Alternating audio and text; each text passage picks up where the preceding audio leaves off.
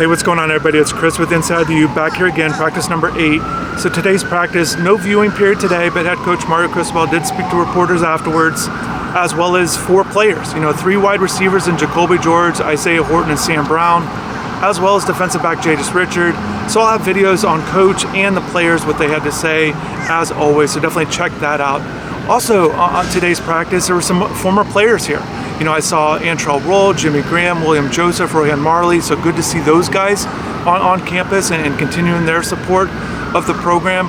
There were some other people on campus too this week, and that's the ACC network. They're kind of going to their different stops on the ACC and getting their fall camp reports, so they're here on campus, so definitely check your listings there as far as when Miami will be featured. But I also had a chance to catch up with EJ Manuel, one of their analysts, and get his take on the Hurricanes, Cam Ward, his overall thoughts on this program. And I thought he provided a lot of great insight. And for that information, you can find it on InsideTheU.com. It'll be for VIP subscribers. So definitely, if you haven't subscribed yet, I definitely urge everybody to do so to get kind of extra information. So all of that will be on there. I definitely appreciate EJ for taking the time to kind of share his insight onto the program. And talking with EJ, there's one thing that stands out that I'll share, because it's something that other people that I've talked to that have been coming in here to watch the Hurricanes, that have seen practices and kind of comparing them to other teams. And one thing that stood out to EJ, as well as these other guys, is just that they really feel like Miami, from a size standpoint, it's noticeable.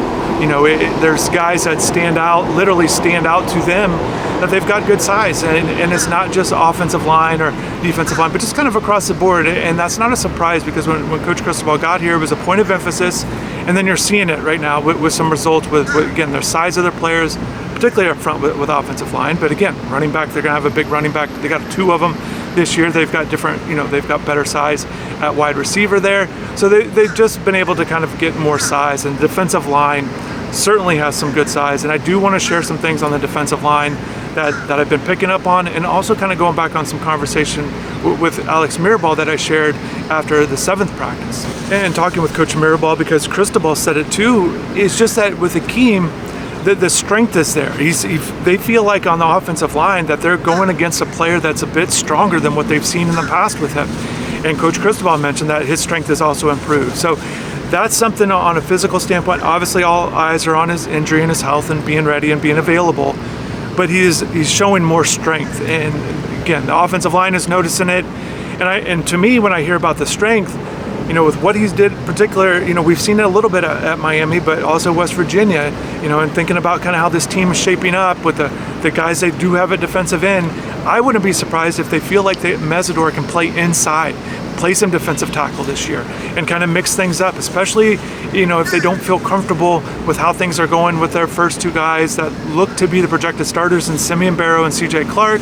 And also maybe you get a little bit more athleticism there and more pass rushing ability with Mesidor. And Coach Guidry did mention about defensive tackles, that he said, look, all defensive tackles want to be on the field, but they've got to be able to get to the quarterback. So hearing that, thinking about Mesidor's strength and his pass rushing abilities, I think he's a guy that could kind of play inside a little bit, and that gives Ruben Bain, someone to kind of play off of, as well as, that gives some more opportunities for a guy, whether it's Tyler Barron or Elijah Allison, depending on how they want to kind of go with their defensive end group. But it just kind of gives more guys on the group more opportunities. So I definitely think that's something to watch for, especially if they don't feel real comfortable that they can trust the guys behind the defensive tackles in Clark and Barrow.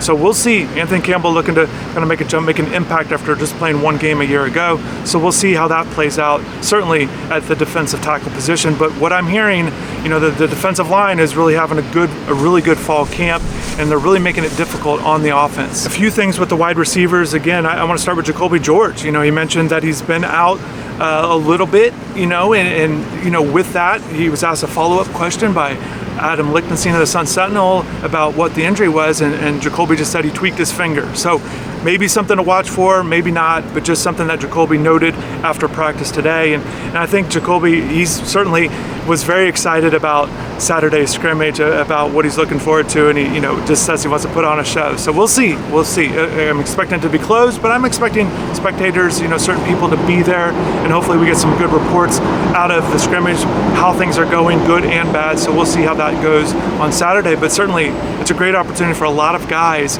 especially I look at it like those backup guys that are really trying to prove themselves to be in the rotation. And I thought Coach Mirabal said it correctly, and I think all coaches think like this, but right now is the time where they're really coaching the top guys, and they expect the other guys, the reserves, to kind of get to that level. They don't have time. It's not like in spring ball where you're really working on a lot of skill development. They're trying to get ready for their season, and especially with Miami having such a big game against Florida on August 31st to start off the year, they've really got to be concentrating on their top guys and getting those guys correct. And I think also too with Mirabal in particular, trying to get that 5 in order, and I think finding out exactly who's going to play those lead roles, and I think other positions as well. The secondary, I think they're still trying to work things out with Coach Guidry. I think the other positions, I think at linebacker with Bissaint and Maui Noah, you sprinkle in Alderman and maybe also a Popo Aguirre. So I think some guys are kind of falling into roles there. And then, on offense, I think it's pretty much as expected. Mark Fletcher's availability, we'll see kind of in that backup role behind Damian Martinez. And then at wide receiver, I think it's going to be the guys that you expect, those top guys: Xavier Restrepo, Jacoby George, Sam Brown, Isaiah Horton. I think it's going to be mainly those 4 in the first game.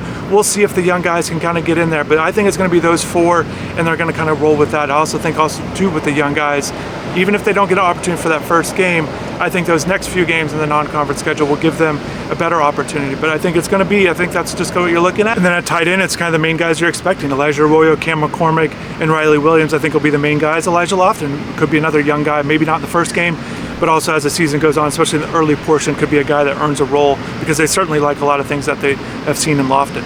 So that's going to wrap everything up for me. Thanks to everybody for your support. Thanks for watching. Again, the insight from EJ Manuel will be published on the website. Also, I'll put a link below in case you're interested in reading that video or subscribing. But I want to thank everybody for watching these videos, showing your support this way. So thanks for watching. Hopefully you have a good rest of the day, and take care.